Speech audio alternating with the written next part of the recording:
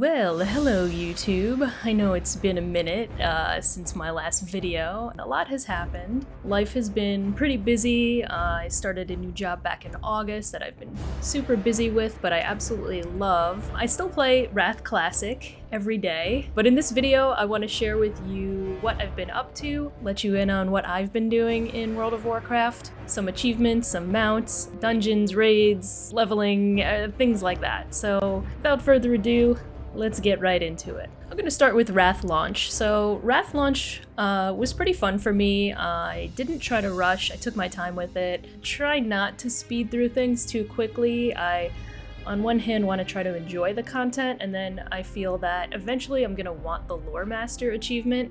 So I try to do as many quests as I can. I try not to dungeon grind as much as possible.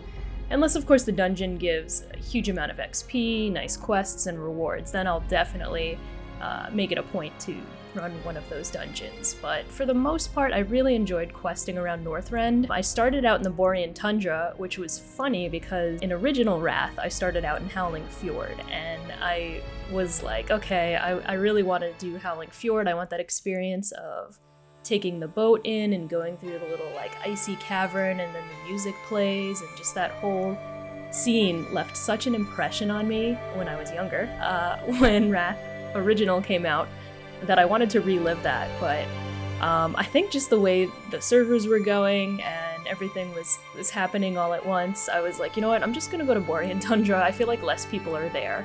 Surprisingly, really liked Borean Tundra. So that was kind of unexpected, and a fun kind of opening way to begin the expansion. Okay, why aren't there any chests in Northrend? Like frozen chests, something like that? I mean, we have chests all over Azeroth, we have Fel Iron chests in Outland.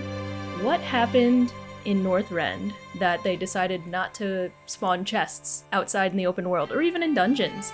At least I haven't run into any. Have you guys run into any chests? I have not. As soon as I hit level 77, I got my flying right away. I was like, I need to fly. It helps with questing so much. But what I also did is I kind of took a little bit of a detour because my paladin at the time was engineering and mining. And I was like, I want to level my blacksmithing on my warrior as quickly as possible. I want to max out my blacksmithing so that I can craft all the Titan steel when I'm level 80, and I'll be good to go with some nice pre-raid bis. And I just farmed Saronite until I maxed out my mining. Then I was able to get some titanium as well. But the most painful part is when you're leveling mining and you fly by a titanium vein and you just cannot mine it. Like, that's the worst. My main objective was to max out my blacksmithing on my warrior, which I did.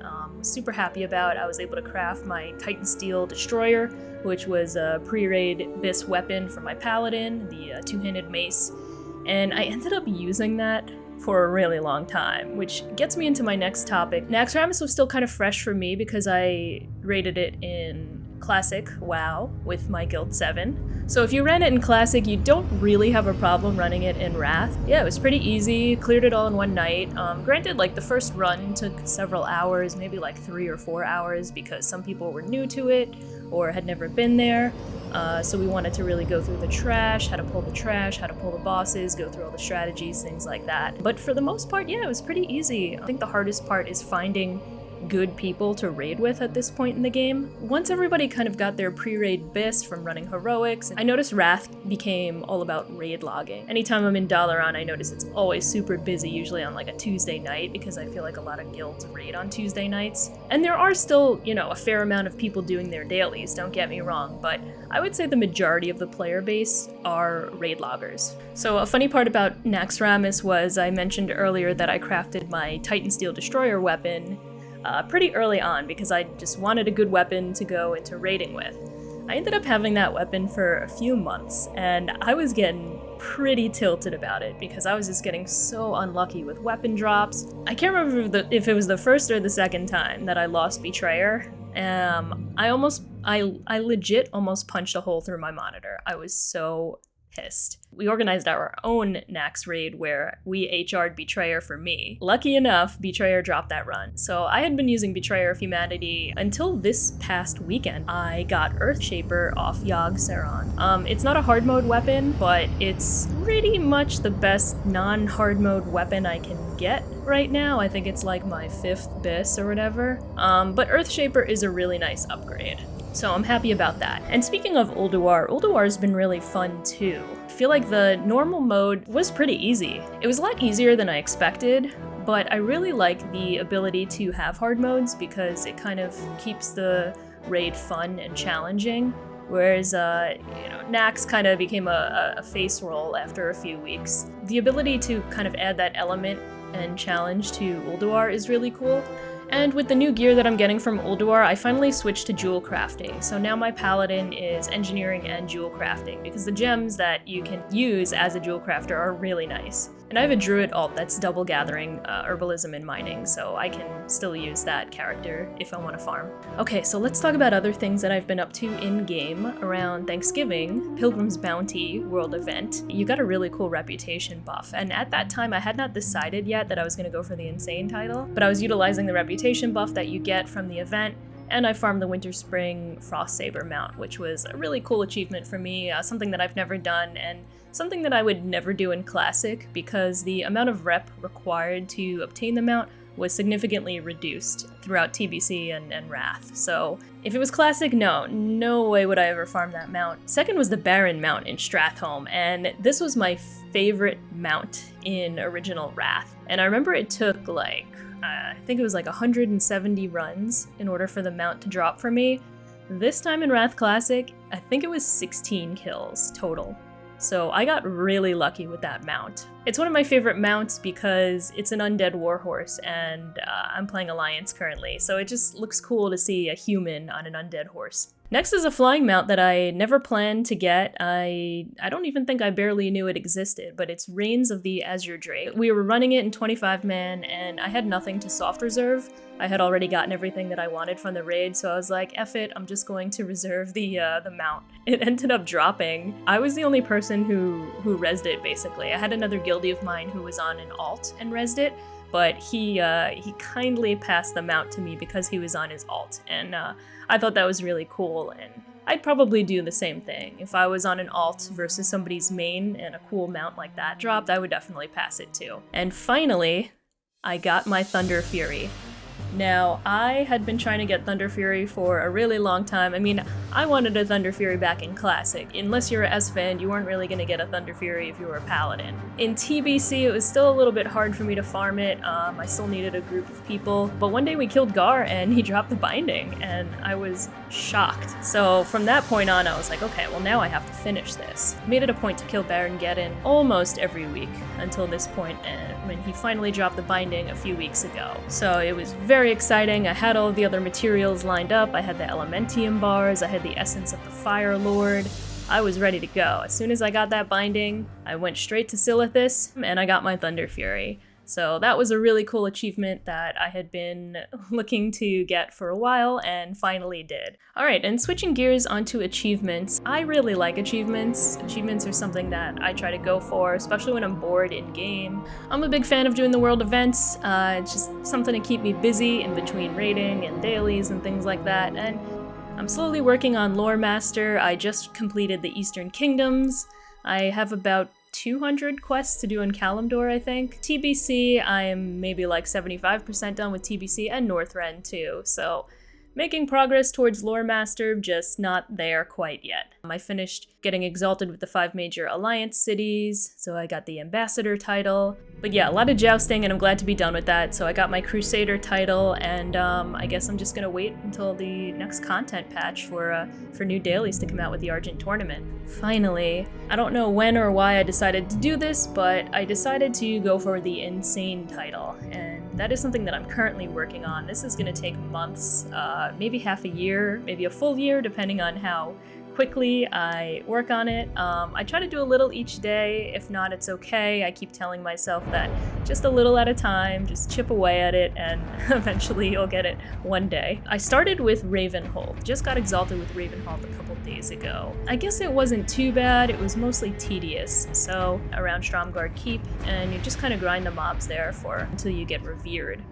Then I got revered with Ravenhold, and you can no longer gain reputation from killing mobs. So, as you may or may not know, that's where you have to turn in heavy junk boxes, 5 at a time, to an NPC at Ravenhold Manor. Now, how do you get junk boxes? They can only be pickpocketed by a rogue. So what I did was I boosted a level 70 rogue, slapped a few heirlooms on the rogue, I put points in subtlety, I got this really cool pickpocket macro that I could share if anybody wants, but it's basically a mouse over macro to pickpocket, so you can hover over a mob and pickpocket right away. It's really nice. So I started in LBRS. You can get heavy junk boxes from the mobs there, but I was given a tip by my friend Sin, who has the insane title, that BRD Arena is really the best place to go, because it's a big circle and you could just kind of make circuits, wait about 6 or 7 minutes, and everybody's pocket refreshes. Now, the fun part about that is it's not a guarantee that you're gonna pickpocket a heavy junk box from these mobs. So you could do an entire circle and not get one junk box. That's happened to me plenty of times. Or you could do a circuit and get like 10, which has also happened to me. So it's not guaranteed. It takes many rotations to complete. So it's kind of something to have nice on the side if you're doing something else and just kind of slowly chip away at it. Probably took me over a month, and I wasn't doing it every day. I was trying to do a little bit each day, maybe close to like 1500, because I am a human, so I get that reputation buff. But now that I'm exalted with Ravenhold, I've decided to move on to Chendralar next. And I realized that I don't have any materials for the Chendralar turn-ins. So basically the way you need to get exalted is by turning in Librams repeatedly over and over and over again in the library of Dire Maul. One quest or two that you can do to get some Chendralar rep, like I already did my Paladin class book quest, that gives some rep. I already did the quest to get Quell Sarar, that gives some Chendralar rep. Quest to kill Pusillan, the imp that you chase around in Dire Maul East, that gives reputation. But everything other than that is repeatedly turning in Librams. I'm kind of farming Stratholme for Frayed Abomination Stitches. I'm also farming Western and Eastern Plaguelands for Blood of Heroes, and I'm farming Skolomance for Skin of Shadows. Those are the 3 components that you can't buy for these turn-ins. That's where I'm at right now. I have just started my journey. So I've completed part 1 of the Insane. I will probably update you guys once I complete Chendralar, and then I'll see what I decide to do after that. So I want to ask, how many achievement points do you guys have in Wrath Classic on your character? Assuming you've been maybe working on your character for a while, or you've been playing it since Classic. I'm really excited for the new raids too, Trial of the Champion. I'm really excited for ICC, I've never gotten a chance to raid it. I really want Shadowmourne. I think there's a good chance I could get it in the raid that I'm currently with. I'm really gonna push to try to get Shadowmourne. That's something that I have my eye on, and something that I really want to get by the end of the expansion. I've been feeling very nostalgic towards Classic lately. Kinda wonder if we're gonna have another season of Mastery, but if we do, I definitely want to play Horde. I miss playing Horde. Orc Warrior seems to be what I'm thinking about right now for any future Classic Plus or Season of Mastery. And finally, BlizzCon. We haven't had much news about BlizzCon yet, but I think they're gonna have one in person this year. If they do, though, Pasta and I are definitely planning on going. Alright, that wraps up this video. If you stuck with me through the whole thing, thank you so much for watching. I really appreciate it. Thank you so much for the support and all the kind words, always. No guarantees, but I always think about this channel and I always want to make more videos. If you haven't subscribed, please click the subscribe button, and hopefully I'll see you guys real soon in the next video. And wish me luck on the Insane title. See ya. Somewhere in the hills, those hazy days I do remember. We were running still, had the whole world at our feet, watching seasons change.